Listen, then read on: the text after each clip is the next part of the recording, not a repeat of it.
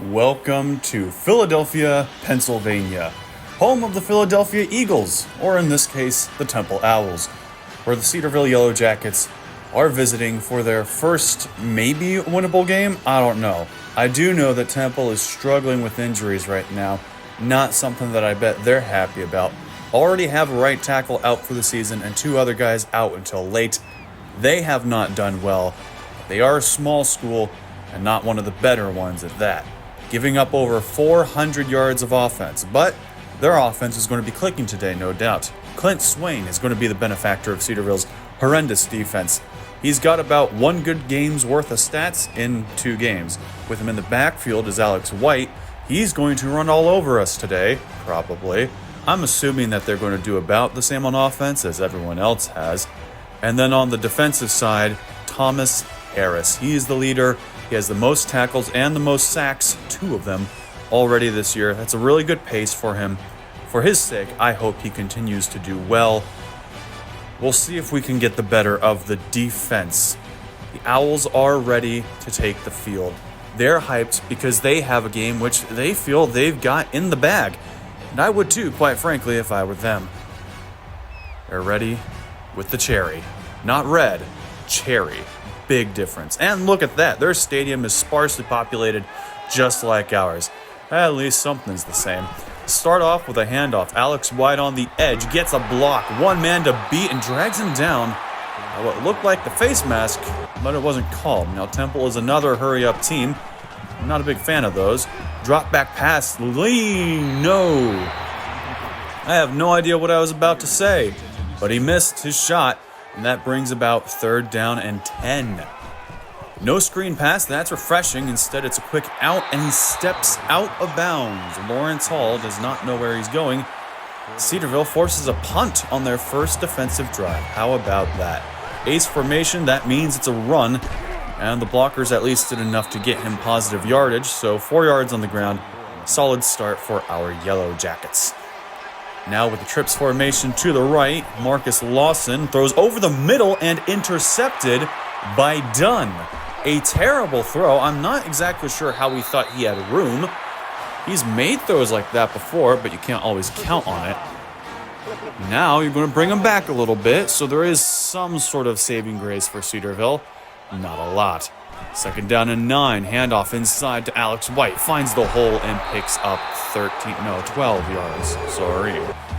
1st down. Now going under center with some play action. Clint Swain right there. Quick throw. Beautiful ball. Lawrence Hall. 16 yards. 1st down and goal. Drop back right away. Swain all day. Back of the end zone. It's a touchdown for Howard Beard. You better pay attention to that name. He is quite possibly Temple's best receiver. Number 8-6 in the cherry will be a nightmare to try and guard, if you could say that Cedarville even tries to guard in the first place. So 3rd down and 6 for the Yellow Jackets, just trying to do anything on offense. It seemed like they had something going last time, and this one is almost intercepted. That'll bring about 4th down. So Temple gets the ball right back. They're fairly happy about that. Speed option, but not electing to pitch it. And so Swain loses 4 yards. Jason Patrick. Haven't called his name before, but he gets the play. Good for him. 2nd down and 14. Handoff up the middle. White takes it outside, gets some blocks, and has open space. There is a flag down. We'll check on that, but for the moment, it is a touchdown. Wow, so Temple shoots themselves in the foot. And now they have 3rd down and long. Still all day, and that quick pass out to Page will notch them a 1st down. A fresh set of downs to use. Now they have trips out on the left. Play action again. It worked well last time. Just a little dump off now to Page. Breaks the tackle. Some open room and eventually brought down. That short little pass was pretty good. Now down near the goal line, 2nd and 1. Drop back, no run. Short pass outside, and it's a touchdown for Jamal Marks. Number 33. Whoever sees number 33 anymore? All right. Well, Temple's up 14-0, but for Cedarville, it was a little bit slower than normally they allow. And Ryan Gatewood is going to get them some yardage on offense. When a team is having a highlight of 8 yards per offensive play, that's a sad team. Marcus Lawson hit as he threw, or maybe just inaccurate, but that brings about 4th down. What is their call? They're going to go with some slants, and it's a miss. Oh, he had his man open, and he just missed. Well, Temple will gladly take the great field position. A little draw to the halfback, Alex White, breaking through and powers ahead for 12 yards. Unreal. Man, we really make teams feel like Supermen. Swain, back of the end zone. It's Lawrence Hall for 13 yards. Felt a little longer than that, but it's what it is. And Temple is up by 3 touchdowns. Not exactly what Cedarville was hoping for. Thought maybe this could be a winnable game. Marcus Lawson takes too long and eats the sack. Good coverage by Temple. They didn't allow anyone to get out immediately, which is how Cedarville likes to throw. Very quick with anticipation. On the end around, Howard Beard is going to pick up a good 12-yard chunk. So now he's in the receiving and rushing game. 2nd and 1. Pressure, no, does not get there. Howard Beard again inside the 10 for the Owls. 30 seconds left in this first quarter. Can Cedarville hold them out for just that long? No, it's another touchdown. Lawrence Hall again. So Beard and Hall are definitely the top 2 receivers for Temple. Second quarter now, Yellow Jackets hoping new quarter, new them. That throw is intercepted. Marcus Lawson tries to thread the needle. I don't know how he thought that would work, but it didn't. White caught up at the line and breaks through with no one ahead. Another powerful run by Alex White, caught at the line, and he powers through. If that isn't a microcosm of how Cedarville plays. Quick throw now, and that was a miscommunication leading to an interception. Receiver thought it was a curl route. Lawson pegged it to be a go. And now Temple with 3rd down, a little drop play. Alex White brought down a yard short of the marker, and they're going to play conservative, but there's a flag. False start, offense. Well, they have shot themselves in the foot before. How about this time? Field goal, not even close. Not even close. So Joel Nelson will take a crack at a return, trying to get some outside edge. No, they got that, and they drag him down. So perhaps it would have been better if he just let it bounce, but it was worth a shot. 3rd down and 6. Lawson just looking for anything to work out, and it's almost intercepted by Curtis White. And so Temple gets the ball right back. The Yellow Jackets have done nothing on offense. I'm not sure if they even have a 1st down yet. Alex White on yet another run picks up 15. His yards per carry is going to be insane today. Swain on the drop back, deep drop back at that, and finds his man Jones downfield. Give him too much time, they're going to find a guy. 1st down, yet another drop back. Yet again, all day to the end zone, touchdown. Got the foot in bounds. And no review, so a good toe-tapping catch for the Owls. Now Lawson trying to screen, and it does not work. Read perfectly by Temple. 3rd down and 9. Lawson needs to get it out, does. Scott Johnson powers ahead. He gets himself a 1st down, the first down for Cedarville today. 2nd down and long. Handoff, and there was no blocking for Matthew Robinson. Can't hold that one against him. 3rd down and quite a bit. Lawson a little pump fake. Now tosses where? Ross is chased down. But that was the definition of CPU glitching. So this is supposed to be a go route, and he rubber bands for that? EA, you don't have to cheat me out of a victory. I'm not gonna win. 2nd down and 6. Temple, quick throw out to Beard on the outside, and he gets into the end zone for an easy 17-yard touchdown. Well, what did we expect?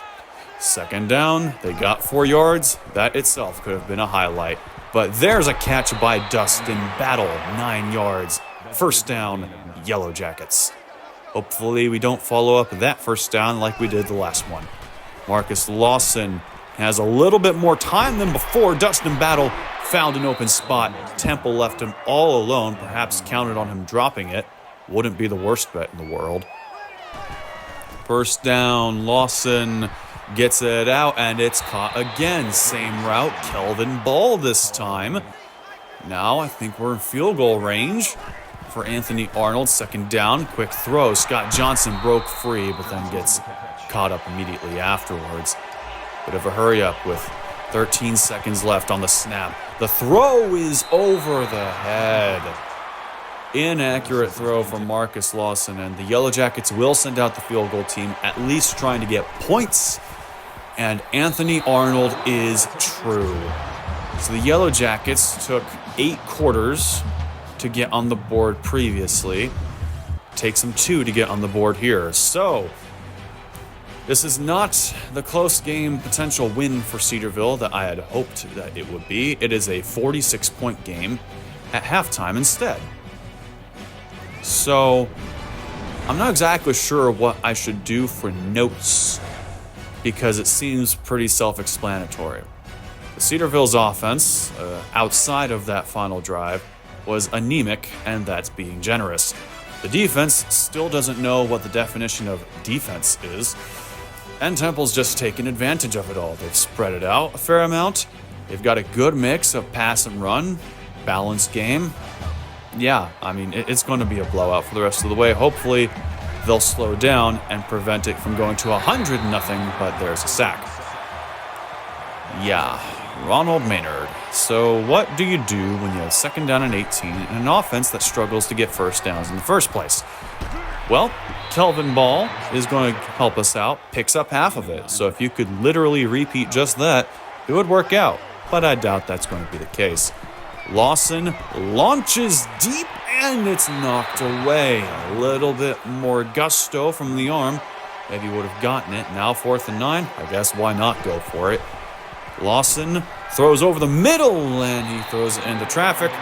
That's not happening. Temple starts again in fantastic field position. Too fantastic, it would seem. They even nerfed themselves by committing another false start. So they'll do some play action. Clint Swain, all the time he could ever want, throws it deep and intercepted. DJ Wright, who has the awareness to not leave the end zone because he knows he does not have the speed to outrun anyone in a skills position. But look at this, the first Yellow Jacket to reach multiple interceptions in a season, the only Yellow Jacket to have an interception at that, and smart enough to stay in the end zone. Good play on DJ Wright, and Lawson takes another sack. So at least we had one defensive highlight for Cedarville, but that's probably going to be all it is. The offense, if we could get, I don't know, something, that'd be nice. Lawson under pressure somehow fits it in to Ryan Gatewood. 15 yards. I wonder, is Ryan Gatewood better than everyone else? Possibly. Definitely better than the O-line. He would do no worse, I would imagine, if he were put at center. 4th down and 5, open middle of the field. They go with a screen instead, and the lineman does not block. He had wide open spaces. Wide open. Minimum of 20-yard gain, and the O-lineman doesn't do his job. That's quite possibly a touchdown. Well, probably not, but at least setting up in field goal position. Another deep shot, another touchdown. Howard Beard once again getting himself into the end zone, and that is the 7th passing touchdown for Clint Swain today. That is a single game record for the Temple Owls. Not surprised. I wonder what record will be broken for our next opponent. Anyway, kickoff. You know why we show kickoffs. Normally, you don't show them because nothing happens on them. What about here? Joel Nelson getting the outside, eventually pushed out. 29-yard return, setting up the Yellow Jackets in phenomenal field position, at least for them. Quick throw, dropped. Second down. Can we not drop this one? No. Oh, yes, Ryan Gatewood on the catch. I expected him to drop it, but he does not. He runs down the sideline and picks up a whole bunch. Ryan Gatewood, he might actually be the solution. Marcus Lawson, quick throw, dropped. Ay, caramba. It hurts to watch at times. And those times are often. That one dropped by Kelvin Ball. And the Yellow Jackets will send out Anthony Arnold. They have the wind to his back. Kick is on its way. And it fits into those uprights. So the Yellow Jackets have the most points today that they've ever scored. So that's good for them. Clint Swain throws, sideline, got his man, Howard Beard. Once again, showing some power against the Yellow Jackets secondary. First down, ace formation, handoff to the left. Alex White has some room, picks up a block, cuts inside a little bit too much. Perhaps he wants to run some more clock and get out of here faster. They're not going hurry up anymore. Jamal Marks on the handoff has himself an easy touchdown. So there you go. The Owls eclipse 60. They're only 3 short of where Hobart Bay got last week, the defending national champs. So Marcus Lawson trying to get something going. Ryan Gatewood, another catch. I think he drops the ball less than everyone else. He might be our best receiver. That throw almost intercepted by Paul Lewis. And then there are the bad throws by Lawson. He makes quite a few of them. That throw dropped. Gatewood, you're the guy. You're the guy. You're not supposed to drop those. 4th down, why not go for it? And that is a catch despite the hit. Scott Johnson doesn't always catch them, but boy, he comes through clutch sometimes. 3rd down, medium to go. Lawson just gets it out, caught by Kelvin Ball. Short pass. It's typically good if he does a sort of hitch route or curl route. 2nd and 5, handoff. Hey, Fred Francis actually got some decent blocks that allowed him to pick up positive yards on a run under center. 3rd and 1, and it's just a QB sneak. Honestly, cannot blame Cedarville for that. 1st down and 10, tight end in the backfield. Lawson looking, end zone, touchdown! Ryan Gatewood. Who else would it be? He is our most sure-handed catcher, by far. Granted, he dropped 1 earlier, but that's just it. He dropped 1 earlier. Now has the most receptions of anyone this season. I think he's going to get a lot more coming his way. Ryan Gatewood gets the Yellow Jackets in the end zone for the very first time. That is refreshing. Alex White on 3rd down and 1 is stopped behind the line. How about that? Yellow Jackets sent pressure, and they managed to force a punt. Speaking of punts, this man is what you might call a shankopotamus. Wow, that was bad. He is a disgrace to all punters. 1st down and 10, trying the screen pass again. Hey, Fred Francis got away from the initial guy, but didn't have any blocks afterwards. I suppose that's acceptable. 2nd and 3. Ooh, Temple's pressure did not get there, but it forced a bad throw. He had Gatewood wide open. 3rd down and 3. 1 tight end, 3 receivers. Lawson, side. Dropped by Gatewood. No, you're not supposed to drop those. 4th down and short. Why not go for it? Temple brings pressure. It's caught by Gatewood. Has one man to beat. Breaks the tackle. It's a massive touchdown to cut the lead down to 43 points. And that's where the game is going to end. Yeah, and nothing's going to happen after that. So the Temple Owls, congratulations. You have yourself your first win on the season. Howard Beard over 100 yards receiving, plus 4 touchdowns to boot. Not so bad. Not so bad, young man. But the Yellow Jackets, I think finally, at the end of the game there, found out how to play offense. It's called throw the ball to Ryan Gatewood.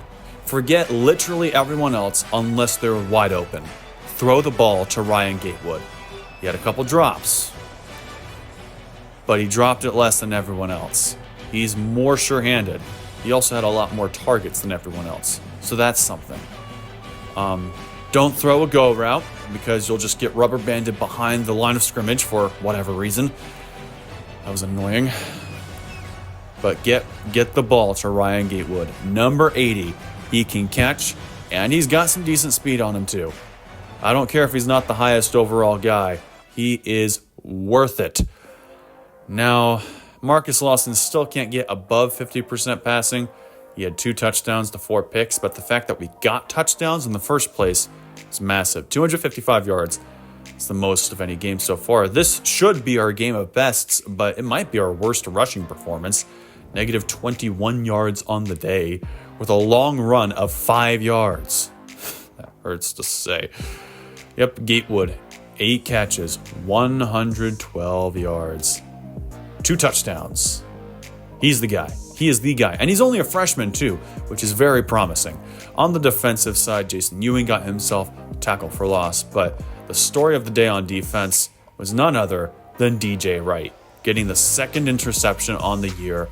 Big time props to him. Had the wherewithal to not try to take it out because he would have gotten caught immediately. So defense kind of improved by 3 points. That's not a lot. So there's your box score. We beat them in the second half overall, 17-14. All right. Well, next week we have the Northern Illinois Huskies, who are not coming off a fresh win against number 5 Notre Dame on the road. They're 1-1. I hope to see you there, but until then, make sure to like and subscribe, hit that notification bell, and have a nice day.